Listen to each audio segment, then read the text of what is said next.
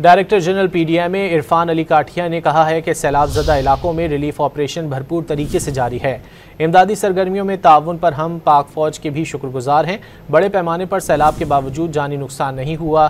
دریائے راوی، چناب اور ستلج میں پانی کی سطح اچانک بڑھی۔ نالا ڈیک سے بڑا سیلابی ریلا گزرا جو ریکارڈ ہے۔